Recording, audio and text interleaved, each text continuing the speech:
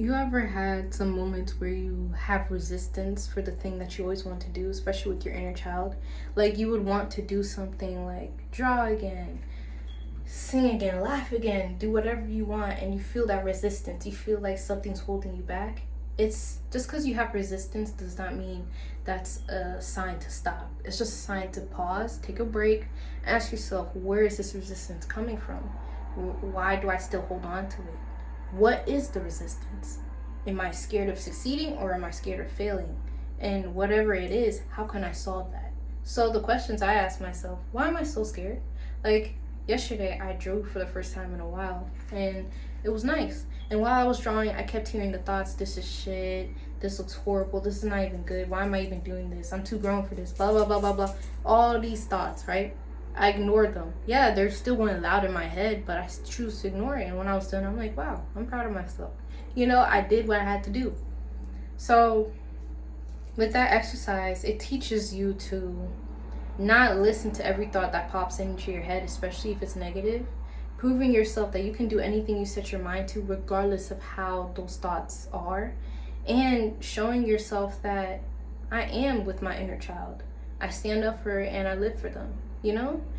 It shows that one, two, three, when I said that, it shows that you're doing this for you. You have to ask yourself, are those voices mine or is it somebody else's? And most of the time it's somebody else's. So if it's somebody else's voice, why do you still hold on to that burden? Is it because you're scared that if you let go of those thoughts, that now you have to face the fact that you're just scared of succeeding?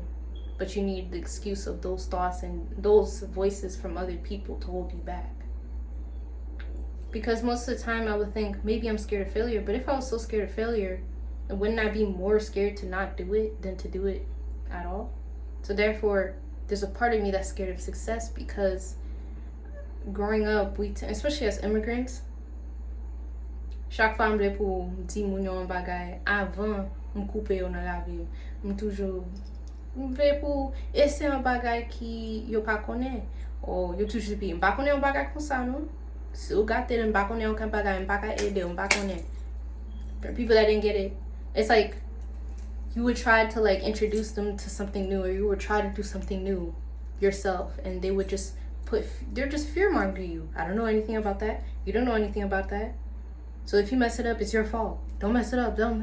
They just love putting the fear because they're fearful themselves. I always say people are very generous for who they are.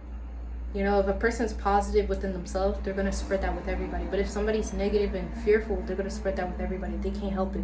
With us as humans, we just love to share who we are. It's just the way it is. Projection is everywhere. That's why I say nothing is personal, because how another person views you is just a projection based on their character. And most people are walking around got shit characters. So why should you care how another person sees you? They can't even see who they are for themselves, but yet they think they can see you? Please. Especially the people that say, I know you more than you know yourself. Huh? That's funny. That's hilarious. That's not possible. Okay? It's like people always want to feel as if they know you more than you know yourself, or they know what you're capable of. That's not true. You deal with your thoughts every day. You are in your head every day. You are you every single day. They just know parts of you, parts that they can see of you. So please don't ever let a person convince you of that. Anywho, like I was saying, so if you have that resistance for that thing that you wanted to do ever since you were a child, and you feel like you can't do it, your inner child and you, all versions of you, inner child, inner teenager, adolescent, adult you, whatever your age is, all of those versions of you needs that comfort, that nourishment. Yes, you can do it. You did this the other day. If you can do that, you can do way more. I believe in you. Don't remember when we did this? Reminisce on ourselves, hype ourselves up. We have to be our biggest hype man, because unfortunately, a lot of the times when you're reaching your goals and your dreams, people will take the time out of their day so they can't show you the support. They'll purposely ignore the effort that you do. They'll purposely make it seem like what you're doing is nothing. That's why I say it's important to what people don't say instead of what they do say. But anywho, give yourself the nourishment. If you have that resistance, ask yourself, why am I holding on to this? What am I scared of? sometimes when it comes to like resisting and you have those thoughts like, oh, I can't do it, it's like something holding you back because you have a deeper fear. And that deeper fear is like, for example, when I started making content, I thought it was stupid because I was so scared of what people in my past would think. You know, people I no longer even talk to, I'm scared that I was scared that they were gonna go on my profile and like share my videos and talk about me. Let them, they're bringing more views.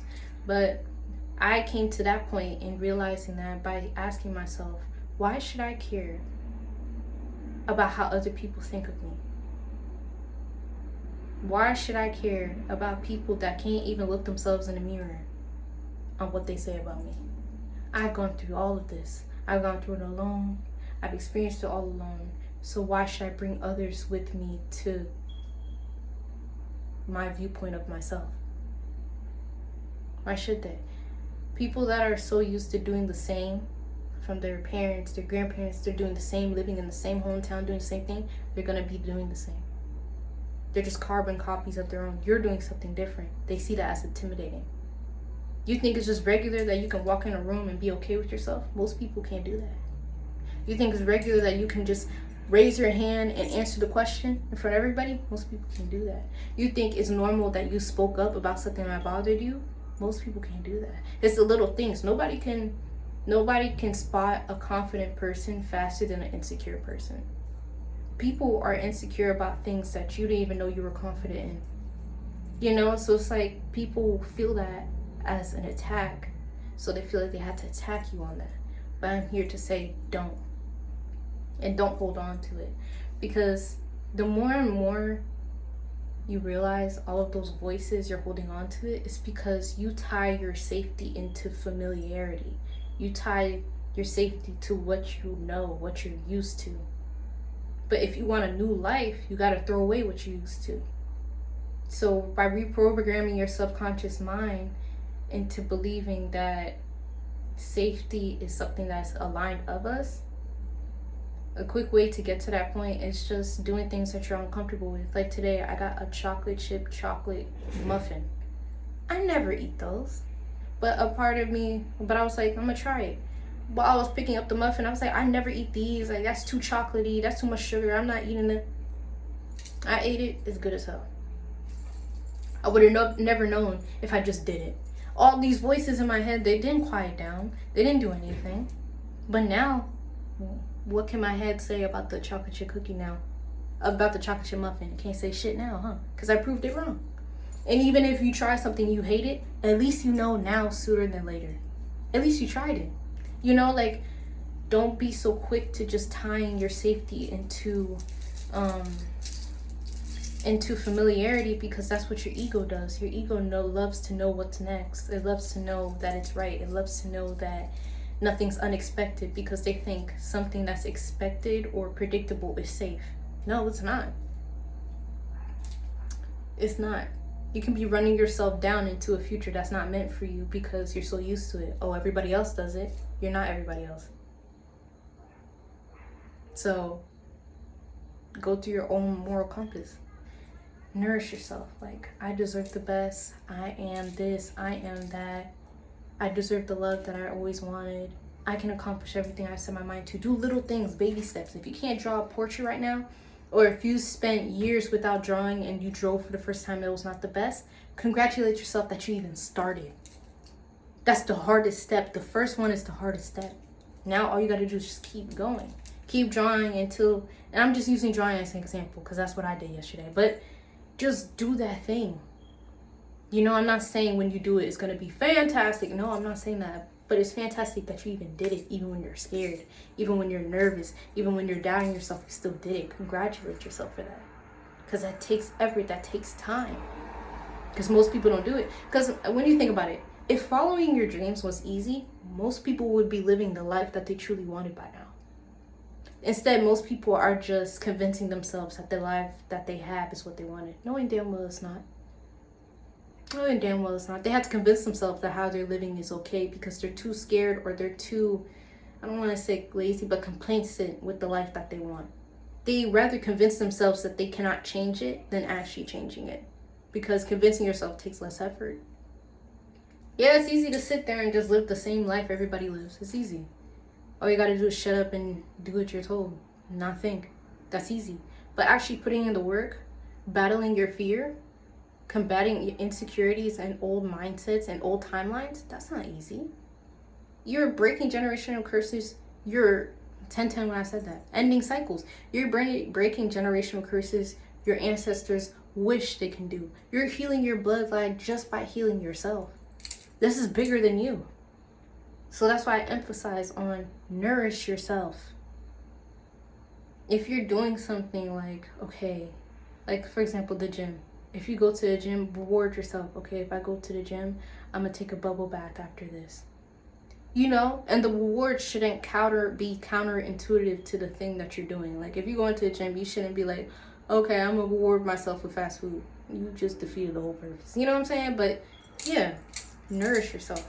Do what you have to do, and I'm proud of you. I don't know if you haven't heard of this, but I'm proud of you. Do you know how hard this shit is? Do you know how difficult it is to do something different that nobody's doing around you and nobody relates to what you're doing? That takes skill. That takes courage. And if you haven't, go to your ancestors that have your highest place attention heart and mean you well. Go to them, talk to them. They're rooting for you. They're rooting for you. Live the life. Oh, by the way, fit. I'm friends with the anywho, but yeah, live for you. Do this for you, because at the end of the day, you came here alone, you're gonna leave alone. Live the life you want to live with no regrets. All right, love ya.